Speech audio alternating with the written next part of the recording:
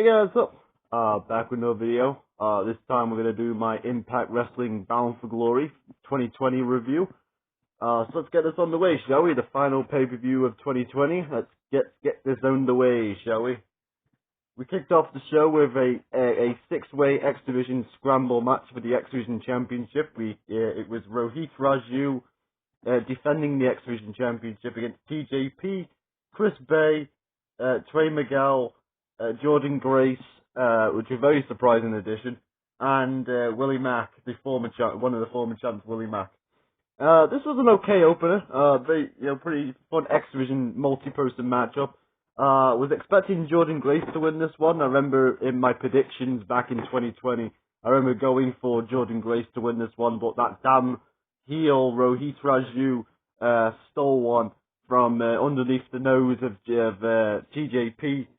TJP had the match won when he hit the move on when he hit his finishing move on Trey, and then Rohit kicked TJP in the face, knocking him out the ring, and pinned Trey Miguel. So yeah, pretty cool, solid stuff right there. Pretty open, a good solid opener. Let's move on to the next match. And the next match was the Call Your Shot Gauntlets match, the Bound for Glory Call Your Shot Gauntlet that they do every year. This one was okay. The story was built there. It was a fine matchup. It was built around the story going into the match was that Rhino had put his job on the line to try get Heath his job. So if Rhino or Heath won the match, then Heath would get it. Heath would be employed by Impact Wrestling. So you kind of knew that if none of them won, then both of them would be gone. Then Rhino would be unemployed too. So you kind of knew one of them was going to win. So it kind of was a bit predictable, but still a bit. It was still a lot of fun. You know, got a lot to see a lot of names that you wouldn't see on pay-per-view, and the return of James Storm, that was pretty cool. That was pretty cool to see James Storm back in the Impact Zone, even if it was for this one night. I think he did another couple of pay-per-views after. Yeah, he did. He did Hard to Kill and Rebellion. Okay. Anyway. So and then I think Heath was supposed to win this match. Heath was, but he got injured in like the second move that he did when he came out at number 19, well number 17, sorry. And so basically he had to call a audible, and Rhino ended up winning it. Thank God Rhino was still in the match at this point because he came out at number 1. And pretty good stuff. And it was a feel-good moment where Rhino and Heath got their jobs, kept their jobs. Always good for the Rhino. Gotta feed the man beast. Rhino pinned Sami Callihan as well, so that was pretty cool. Next match we had I wouldn't say match. It's EC3 versus Moose in an undisclosed location. This was alright. It was a very interesting cinematic match. It was during the pandemic, so they did a cinematic match here, and I thought this was okay. I got the point of what the match was supposed to be, which was that EC3 wasn't trying to win the match. He was just trying to get the real Moose, the aggressive side of Moose, to come out. To control his narrative, basically, to get the real side of Moose out, rather than the Moose that was buying the ridiculous suits and the over the top outfits. Maybe that's where Seth Rollins got his idea from. Only kidding. I understood what they were trying to do. I don't know if a lot of people got that thingy. I certainly got it. I thought it was pretty good. Pretty cool stuff. Solid stuff right there. And Moose was I guess Moose won because he laid out EC3 and EC3 achieved his destiny of making Moose become the real Moose. I guess the aggressive Moose, he brought out the aggressive side of Moose, so I guess it worked. But I guess Moose won. So in the history books, I think Moose won.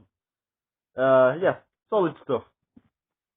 Next match, we had Eddie Edwards taking on Ken Shamrock with Sami Callihan in Ken Shamrock's corner. This was alright. It was a bit sloppy at points. I think that's what to expect with Ken Shamrock matches.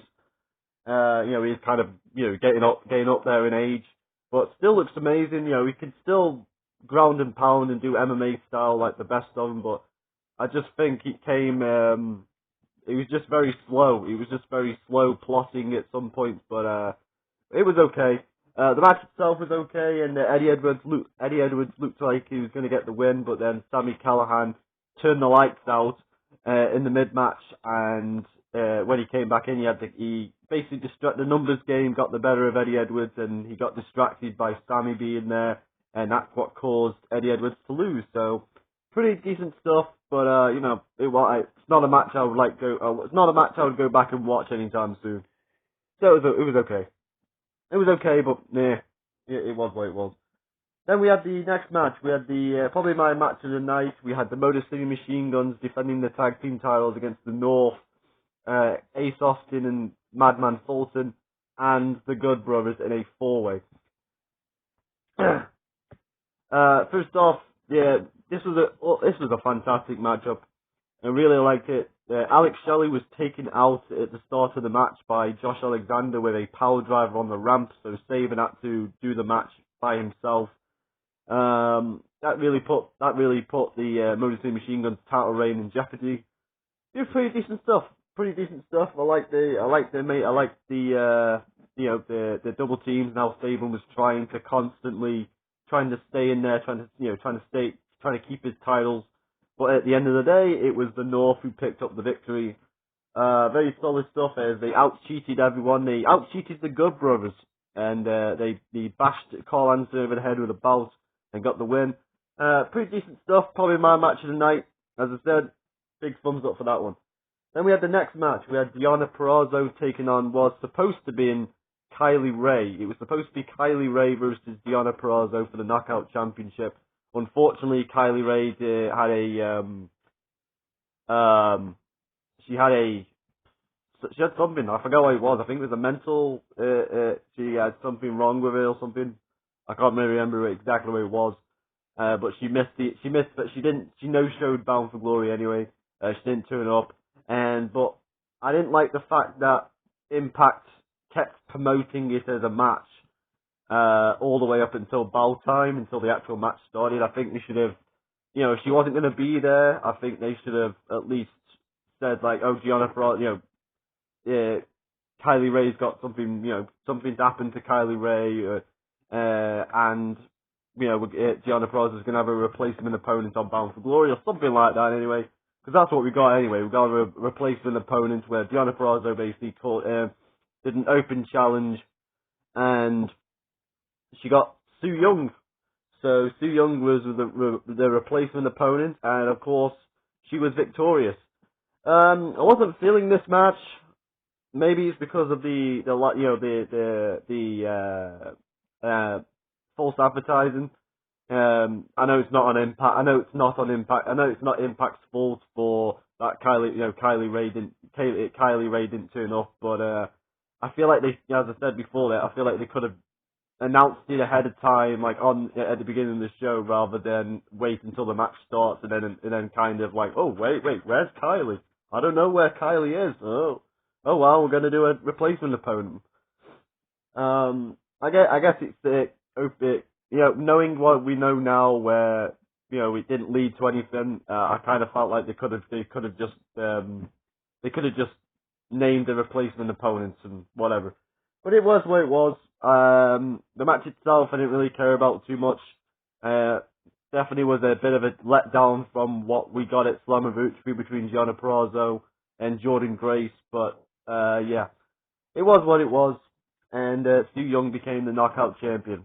And only to lose it back to Deonna Perazo at Turning Point the month later. So a bit disappointed in that one. Anyway, next match, we have the main event. We have Eric Young defending the Impact World Championship against Rich Swann.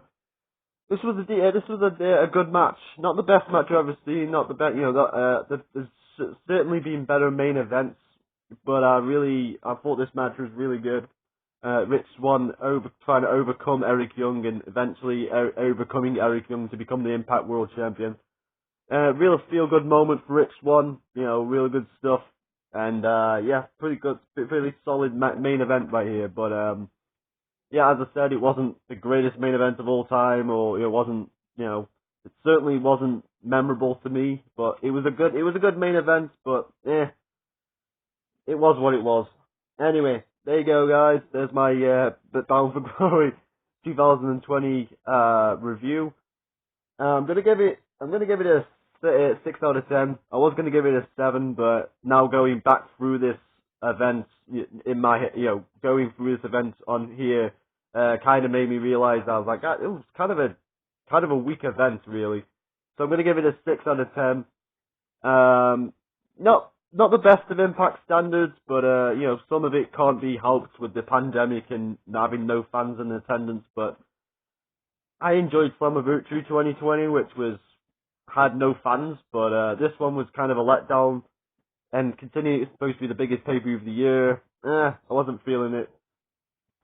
There was some solid stuff on there, like the Motor City Machine Guns, North, Good Brothers, and Fulton and Ace Austin tag team title match. But there were some times in the pay-per-view where I was like, okay, I'm starting to feel a bit, starting not feeling this a lot.